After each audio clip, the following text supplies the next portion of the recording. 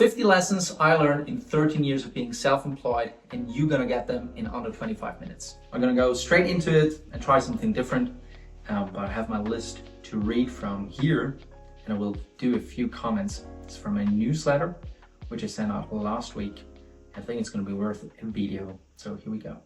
By starting, you learn more than by thinking about how it will be after you start. I see so many people that try to pre-think every scenario out there and totally get lost in paralysis by analysis, thinking about all the potential things that could happen, will happen, might happen, and they never get into action. But you learn more by taking action than by thinking about what will happen after you take action. Most fears never come true, and the problem that do come, you didn't anticipate. There's so many problems that showed up in my business after I started this current coaching business 6 years ago that I would have never anticipated I needed to deal with. And it would have made no sense trying to pre-think them because I didn't have context, I didn't have the experience to even know what to think about, and I learned all of this by being in the game.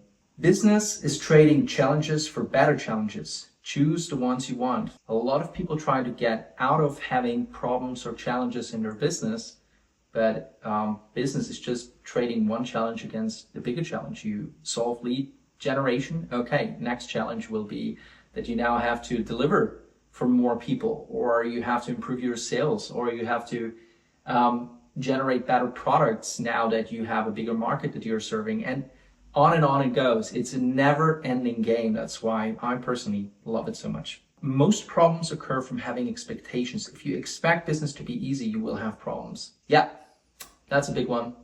A lot of times I have a conversation with my client that goes something like this. Hey, I'm feeling not good, like this, overwhelmed, XYZ. And it just had a big move they went for. And then I ask, okay, what's the problem with that? And usually the problem comes down to they think it should be different. And thinking that something should be different doesn't change the thing. It is how it is. And oftentimes when we then have this conversation where they just accept that that's part of the process, the resistance to the feeling goes away, and thereby the feeling goes away, and you just deal with whatever there is to deal with. This one is also a big one. The best investment I made weren't in the stock market or gold, and I lost a lot of money there. It was in my skill set and mastery of my craft. So far, I have a 5 to 15x return on coaching courses, trainings, and books I bought, which increased my mastery of my craft and skill as a business owner. This is mirrored on something that I read from Alex Hormozi, where he said that invest in the SME 500 rather than the S&P 500, which is the index of the 500 biggest companies in the US. If you don't know what it is, look it up. And the SME 500 is you. Invest in yourself, your knowledge, your intelligence, your embodiment, your understanding of yourself and others, your understanding of the world, your understanding of your domain. Yeah, I like the word embodiment because a lot of people get stuck in intellectual understanding rather than living what they're learning.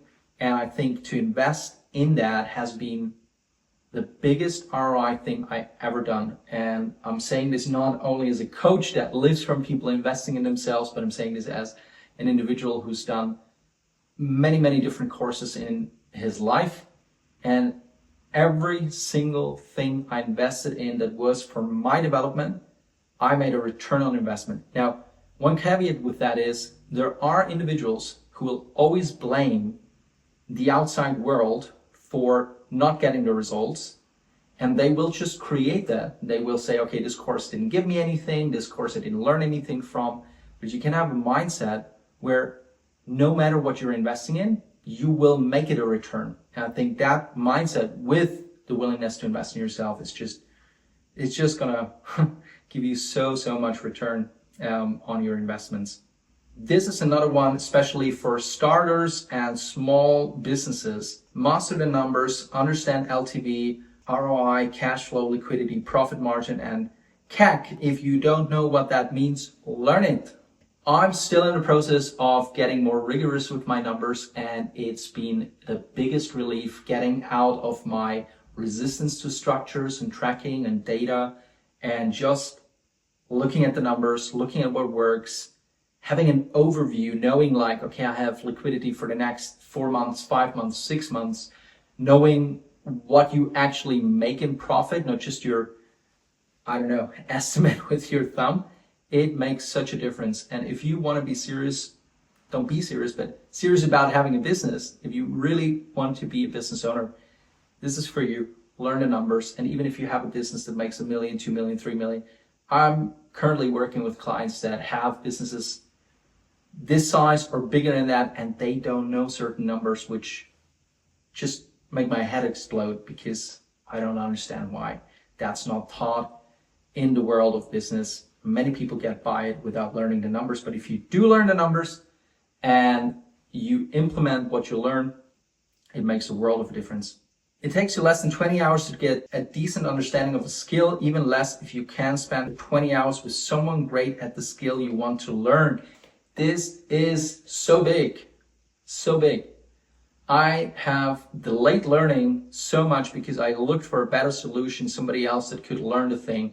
And I don't know, give you one example. This weekend, I played around with AI and looked if I, with no design skills, can create a website. And here we go. After a couple of hours, I can. So can you. There are so many things you can learn in just 20 hours or less. Don't delay. Try to learn it. And if you then see, okay, it's way more work and it makes sense to hire somebody outside, do it, or hire somebody who can teach you the skill. It will make a difference for you. Use deadlines. One of the reasons I progressed faster was that I created deadlines and made them public to be held accountable for creating what I set out. This year, I will be writing a book. See, I'm doing it right now. I'm making it public that I'm writing a book. I made it public that I'm launching a program. I made it public that I'm doing something else. I made it public that I'm launching an institute this year. Making things public and then creating a deadline around it has just, you could say, almost forced me, but it created the condition that I would not procrastinate on it, but because there was too much on failing that I didn't want to happen. So instead, I made them real. I worked on it and I delivered. And I use deadlines as a tool for me to hold myself to account, and I make them public so you can hold me to account. Honor your word. If you want to partner with someone, look at their integrity. Are they doing what they say they will? And if not, are they self-aware about it and let you know before it becomes a problem? Run from people who value looking good over integrity. This is another big one. So many people are more invested in looking good than they are invested in getting the basics down, in getting honesty into themselves and into looking at the results or the not results and being honest about them and dealing with the consequences of it. I don't have a problem with people making mistakes, but what I shy away from is somebody making mistakes and they can't admit it because they have to look good and they try to hide it and they try to talk their way out of it. Doesn't work. I recommend you don't do business with those people. Clarity is a power. Power is given by the speed at which you act on what you know to do. The ultimate power, as an analogy, is God. He thinks and it is. The closer you get to that analogy with your own intentions and visions and things you know to do, from thinking them to acting on them, the more power you have in reality. You suck at leading a team, swallow it and get better. Let ego aside. Your team is probably better than you think, but you're worse than you think in the skill of training and developing their skills. Something I had to confront and get honest about with myself was how bad I was at training and leading people. And that as a coach that coaches other people in that. And it's two pair of shoes when you help somebody get aware of their deficiencies in leadership and looking at yourself. So what helped me? Having to coach myself. And we looked at some of the processes that I used, and I'm continuously learning about what it means to hold somebody to account, what it means to give clear instructions. Like so many times I missed the mark by thinking that somebody else understood me, just to realize a week later, okay, we didn't get each other, and it came down to poor communication on my part. So don't assume you are great at training people. When you have several employees and you think they are not good enough, chances are you're not good enough. Get better. Everyone is making it up as they go. Some just have fancier language to describe it. Don't get discouraged by what you see on the internet. Many people, especially many successful people, don't have their shit together in many other domains, and they are making it up. They're making up their own rules and conclusions about reality. And fact is, we don't know what reality is still. Look into science, ask scientists if they really know what reality is. Nobody knows. So we are making it up as we go. An A player is worth more than 5 B players. The reason you don't have them is given by your ways of being. You don't have A players in your team and you don't know what I'm talking about, chances are there's something about your way of being that attracts people that you have to be father to, mother to, and pull them along. And that often comes down to you not being straight with yourself and others. And it might be that you've built a good relationship with somebody, but you actually know they are not performing. And having the hard conversations is part of being able to get you A players and hold A players. You vastly underestimate the amount of time, energy, and effort it will take to create your vision. Yeah, nothing to add. Your ego is the biggest hindrance to your success. If you're willing to suck in front of other people, you will be great. Let go of what other people think of you and just do the thing, man. Value is created through context. Water is free in many places, and in others you pay $10 for a small bottle. The difference is the context in which they are consumed. Context is everything. Brand creates a context. You pay, I don't know, $200 for something that costs $2 in production. And if it doesn't have the same brand, you pay only $10. And the reason is the context that the brand creates. Like, what is the association with it? It's context. Business, if taken on that way, it's one of the most powerful personal and spiritual transformation journey I know. It kills most of your false ideas about how reality works. Yes, because you get so much feedback or not feedback, and you know, okay, something that I'm doing is not working. A lot of people who just sit and meditate never get the real feedback from the world, and they just assume they're now enlightened or spiritually whatever. And when you put them in an office, you get all the resistance about life up and in front of them. And usually they just don't like to be in an office then. Anyhow, I found it's a powerful personal transformation journey to run your own business. Trying to be liked by everyone will kill your business and your soul. Do what you love and find ways to get paid for it. Being a caring, decent human being is the only way we will make business together. Be clear about your values and standards and stand for them firmly. Don't sell yourself out for money. I see so many people who do that. And then they get successful maybe monetarily, but inside of them, they are not. So look at your definition of the success, because I guarantee you it's not just monetarily. I don't know people who are just about money, who are really happy and fulfilled. I know people who make a lot of money and they have other values that they care for and they protect and they stand for and they don't compromise on. And those individuals are fulfilled on all fronts. No amount of money will solve your feeling of unworthiness. Do the inner work. And if you still want, make money. Yeah. Spend less than you earn, give away what you have, but create a context through which it is valued.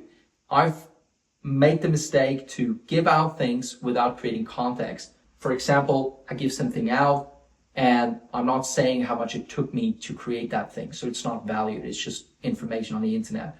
Or I'm not committing people to an action when they consume my content, so it's just information on the internet. You can give something out for free, but you can create a context where people actually value what you give out. And it's not just giving out good stuff, but it's the way you present that stuff and the context you create for what you want to share that makes it more valuable to people. This one is a fun one, comes out of the profession where I'm in.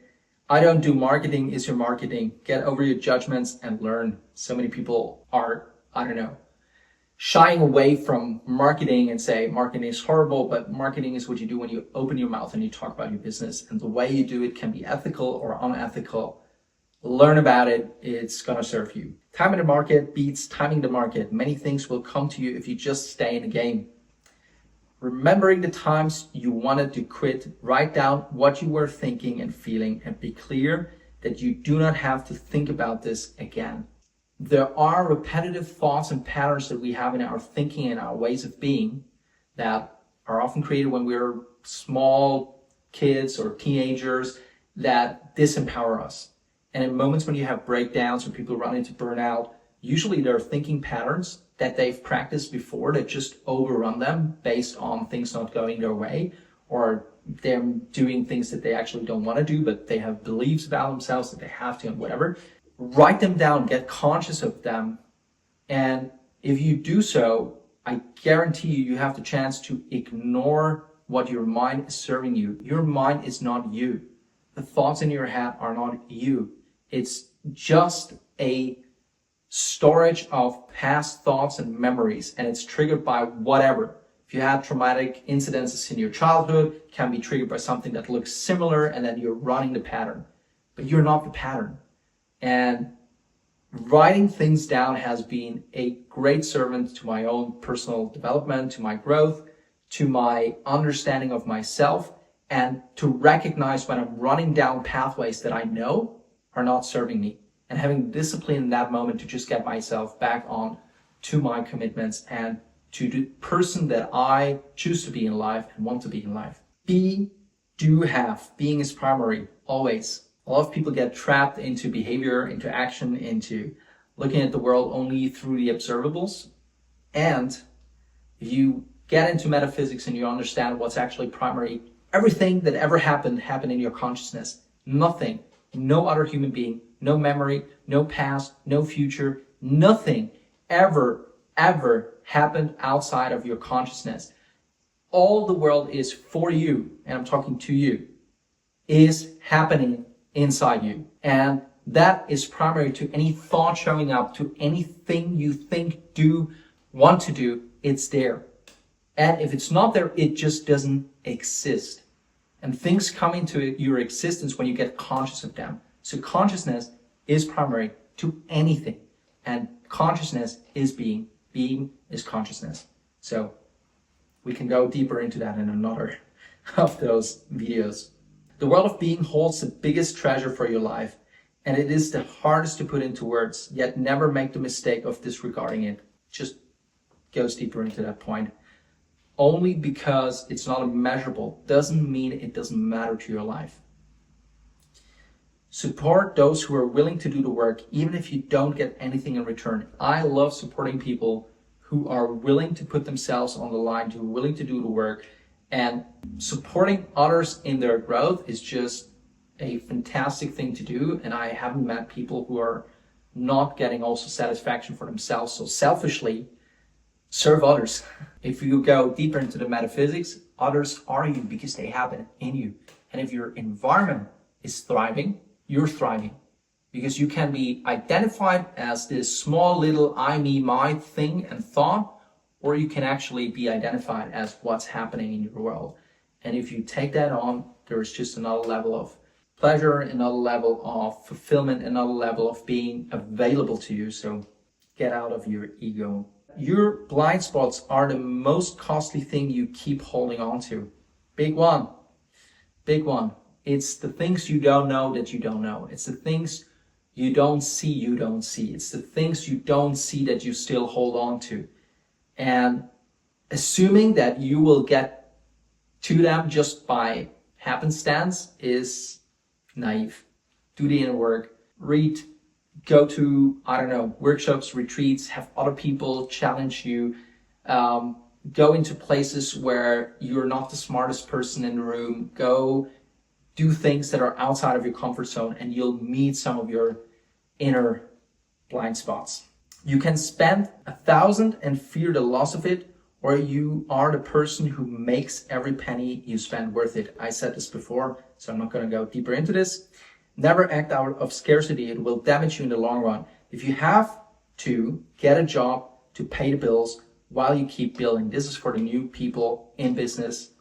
Running around through scarcity just makes you more stupid. You tend to do short-term decisions, and they usually tend to cost you long-term gains. So if you are really, really under pressure to get money to pay your bills, you might want to think about getting a job. It's what I did in the beginning of launching my coaching business.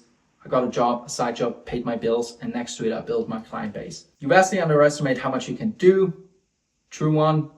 Relationships are the building block of every great business. Learning to play the game, but never get trapped in it. It's still a game.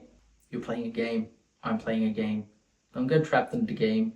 Don't get trapped in your mind. Don't get trapped in your thoughts. You're way, way bigger than that. An apology can get you a long way. Leave your ego at home. Do what you say you will and take responsibility if you don't. Write. It is one of the most powerful tools to become clearer in thinking and communication. All the stuff I wrote down, and it helps me remember many of the lessons that I've got, and that helps my development. And formulating things in writing first has totally transformed the way I speak, the way I'm clear when I'm in client sessions, analogies I can pull from, stories I can pull from. Super, super valuable skill. I mean, if it's not your thing, you don't have to. I highly encourage you start writing, even if it's just for yourself, having a diary or whatever else. Study the basics and keep doing the basics. Great people never forget the basics. This one is for me to remember. Too many times I tried to rush the process. Your authentic self-expression is the greatest asset for your business. Yes, be you, man. And if you don't know what that is or who that is, let's get to the bottom of this. Value straightforwardness over nice talk. Have people around you that are willing to say uncomfortable things to you, and be the person that can hear it without making them wrong. Feedback's never personal. It's about patterns that you have. They are not you. Your thoughts are not you.